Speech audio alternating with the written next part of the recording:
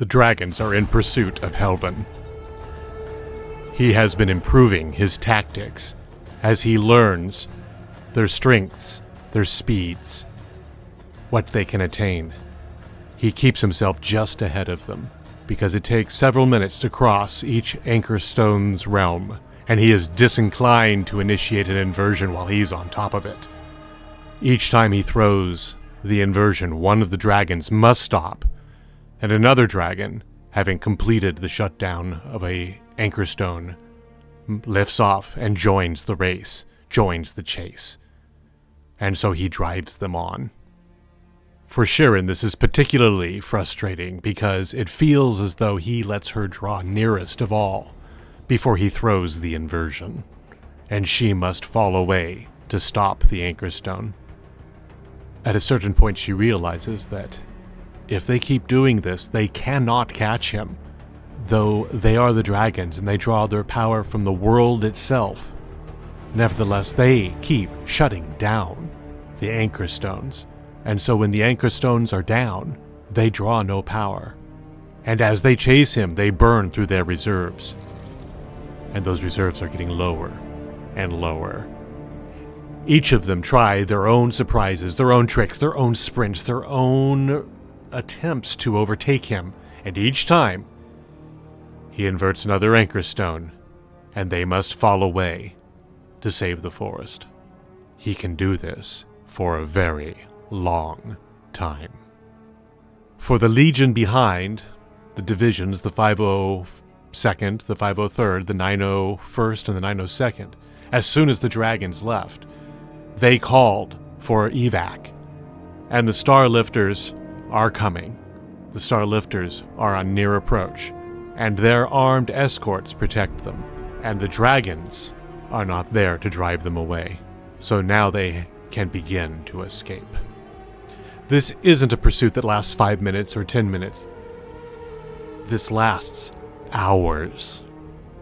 As he drags them behind him, as he pulls them away, as he pushes slowly but surely, veering east and west, but always bearing northward towards the last city of the Dragon Kingdoms.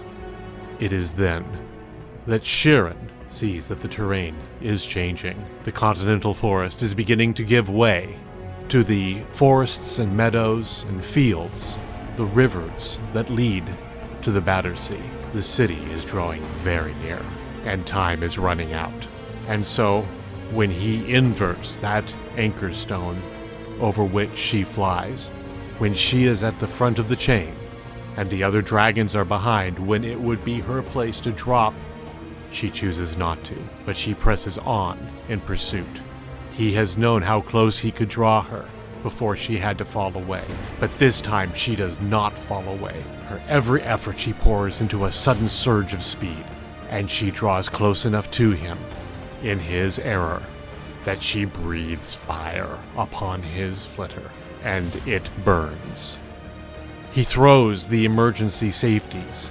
The dynamic vacuum cells expand to protect him, but her fire, her flame consumes them, and they collapse in. That safety act that he did slowed down his flitter, and she reaches and tears away the rear of his flitter. He throws open the cockpit, and as it spins, he throws himself out into the air, intent on using his virtue, his power, to control his fall, and instead she swallows him. She lands victorious. But the Anchor Stone that she is in inverts. But Helven is dead. He didn't invert it. He's dead, right? Her jaws crushed the life from him. And she looks back, and she realizes that the other Anchor Stone is consuming the forest, and the Anchor Stones beside it have inverted as well, destabilized. The forest is dying. The trees die. The leaves fall away. And they turn to ash. They turn to dust. She shuts down this Anchor Stone, but the time that it takes is too long. She flees to the other one and shuts it down, but now it is too late. for the number has grown on each side. An inversion cascade has begun. We go back in time. Doodaloo, doodaloo, doodaloo. Just like that. We go back in time to when Helvin was still alive and had not yet become Dragon Chow. You saw Helvin fly off and the 5 dragons leap into the air and take off after him as he flew northward toward the last faulty city. And you had that moment of complete frustration because victory / peace had been right within your grasp. And Helvin plucked it right out of your hand. And then you heard a familiar voice. And he said, I have been looking for you for a long time. And you turned around, and 30 feet away from you, you saw Horn standing. And he did that motion that he does, and the flaming red Bayon blade came alive in his hands.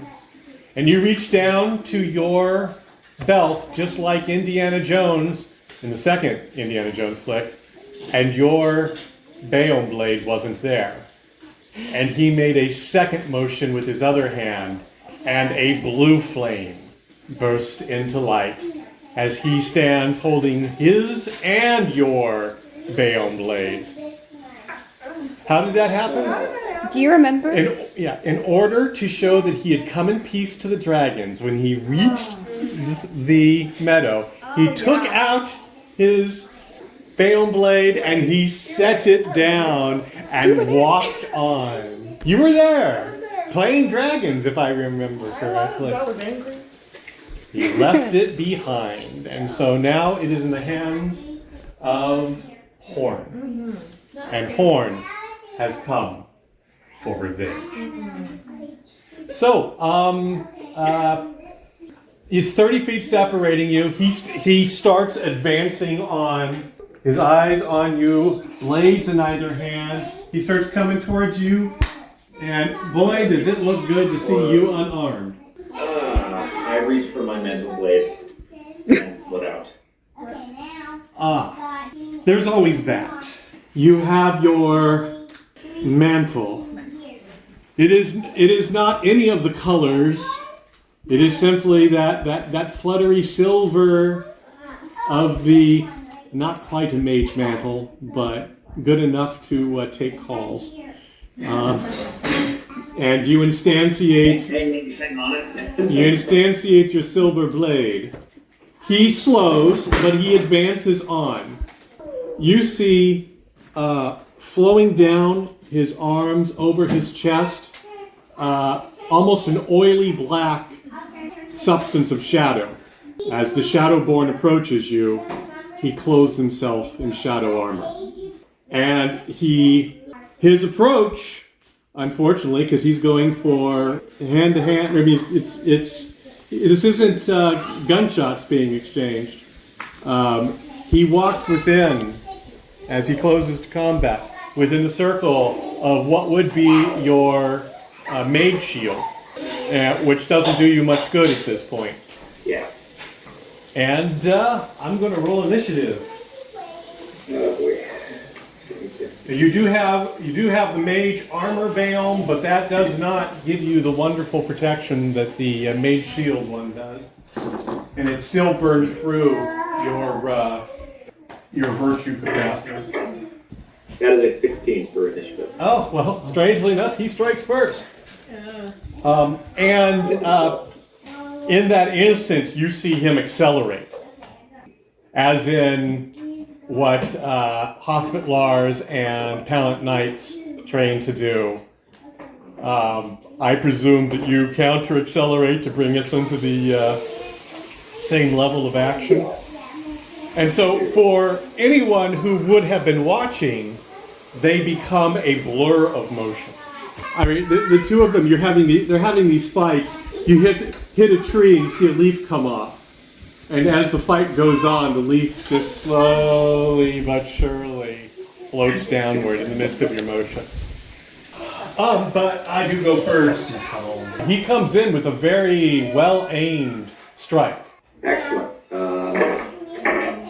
Well, I have a 220 to block. Yeah, you have to use an action to parry at this point.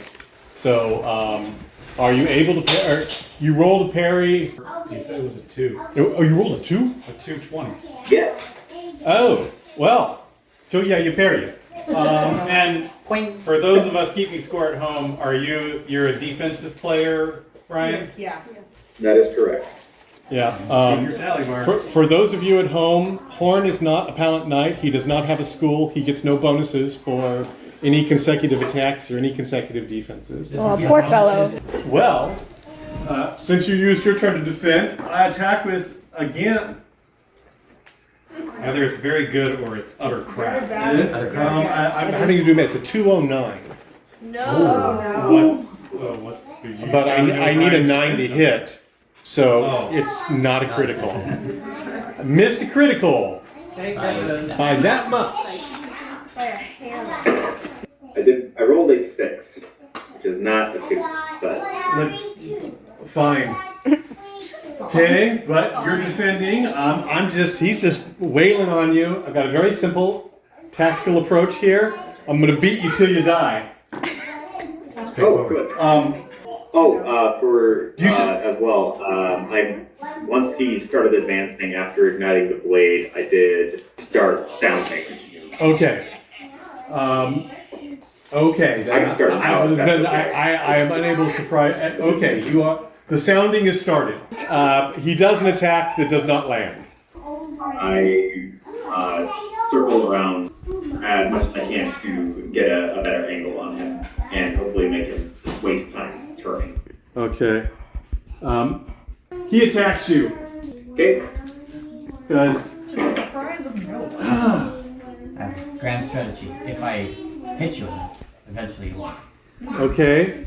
He delivers an incredibly precise and powerful blow to the place where you were before you walked over there. Before you strolled over there leisurely. Yes. Of note, the anchor stone, as soon as the dragons took off, the anchor stone got shut down. So you are running on, there's no terrestrial magistry available to you. You are running on your pool alone. But also, Thorn is running on his pool, well, the Shadow's pool, alone.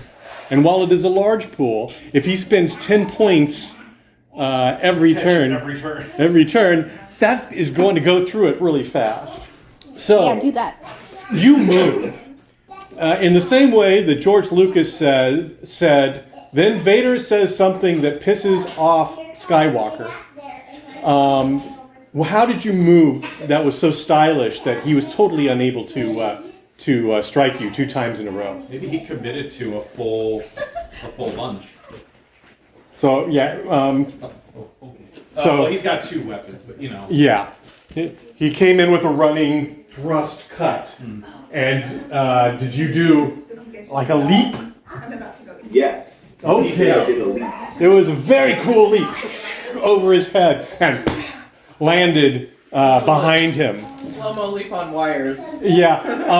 Did you, when you landed, did you have the saber in one hand and one hand go down to the ground as in the hero land? So bad for the knees. Superhero landing. Yeah, why not? Okay. I feel better about my 18s and my 19s then. Oh, right. So, what do? He turns. I'm still playing defensive mode at this point.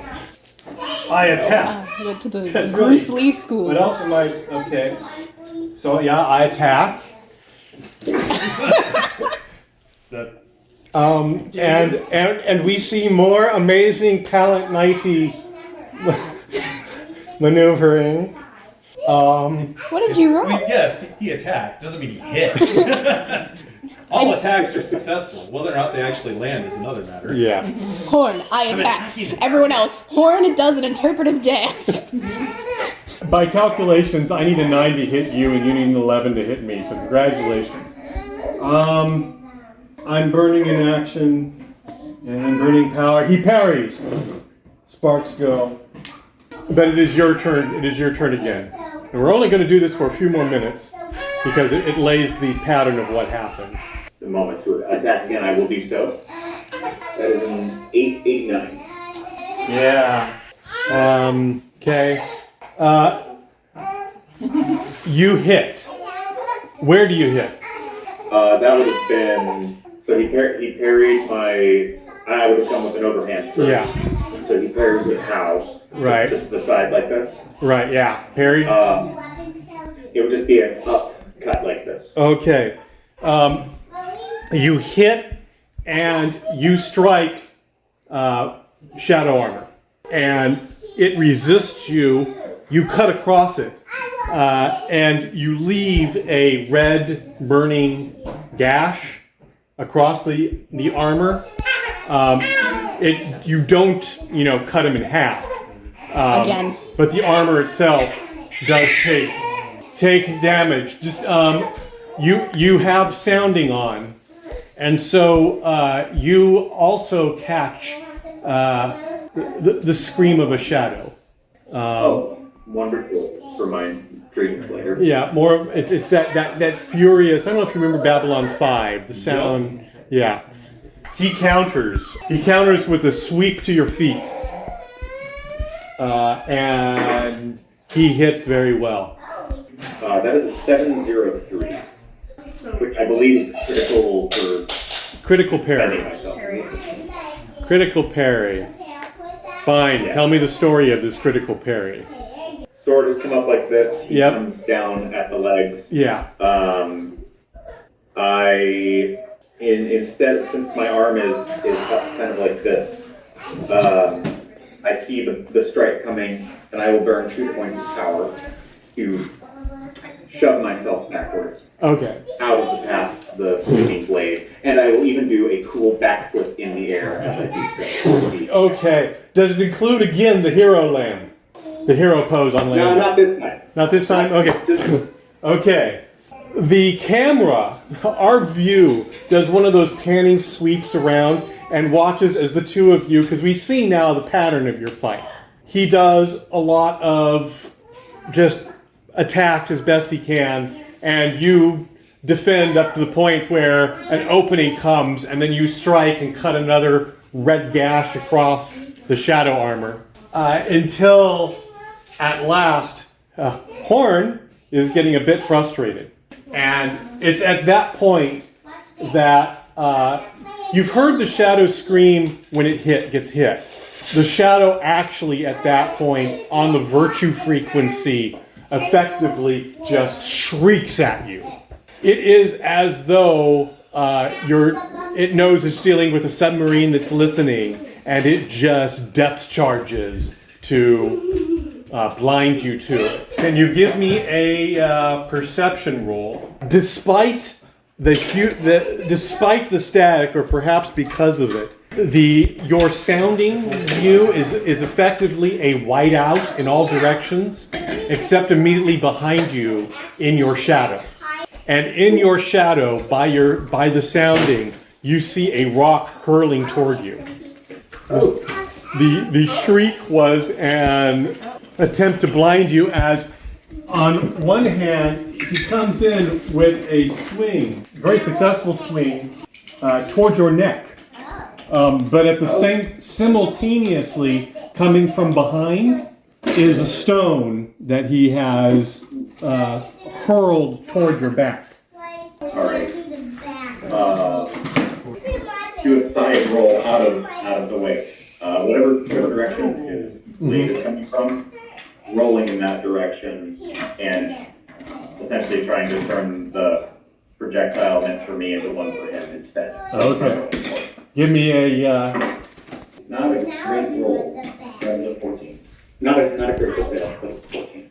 It's a 14, so, yeah.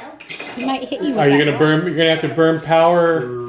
You make it a successful parry. It wasn't a great parry. at this point. So you have, I am not convinced, I'm convinced that you can avoid at one of the attacks with what's going on. I'm not convinced you can simultaneously avoid two of them. I choose to avoid the stabby. You okay? Slightly. Yeah, between the two, I think that's the better choice to avoid. Okay, well, you avoid the excellently aimed swing at your neck, and instead you take a blow to your shoulder from the rock. 6 dice of damage, which burns through your mage armor. Burns out your mage armor unless you take a turn recharging it. I will take a turn recharging it. Okay. Yeah. Yeah. And as you take that moment to slap your Baum, the blade swings back. The blade swings back. You recharge your armor, and his mantle blade cuts across it. 6 dice of damage, burning out the mage armor. Do I get a passive defense on that, or is that? That was an active. That was his. That was a successful attack on his part. So yeah, he hit you despite your passive defense, but you got the armor up in time to block it. But that is the second charge. Second charge of 8. Do you use another action to recharge your armor? Yes, I think that I do. Or it might be more advantageous to burn a few points of power to try to push him away far enough that I can do it somewhat unimpeded. Okay. I think I'll do that. Okay. How does that go? Not great. That's a 15. No, it's not great. Not wonderful. Not wonderful. Oh no. Not wonderful. Okay. But, I will burn points of power to pass it, To basically. make it better. Okay. And it's that moment of strike, push, and you've got the two of you. He counters you. Which one of us counters better than the other? We're basically going to go on a straight attack, you versus me at this point. I rolled a 10, and I'm willing to burn power to make it more powerful. I rolled a 406, Crap. Better start burning which power. is a critical. Give me a d20 roll. Oh. Crit table. 14. Crit table. The oracles. Bingo, crit table. You have a moment of the two of you doing the thing against each other, and then suddenly he's thrown back. Roll 3d6. 9. 9? Thank you. Okay, yeah. He lands well enough to avoid half the damage that you would have inflicted, but it still hurts him when he because it was a critical normal damage, no armor protection. And we're going to cut away at this time.